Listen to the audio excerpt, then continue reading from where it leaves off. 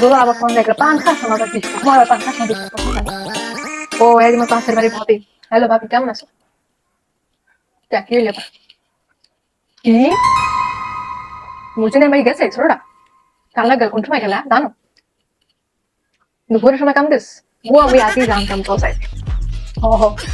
আশা আশা ফোনটা রাখো মোর আবার ফোন দিয়ে কোয়া লাগবে করতে না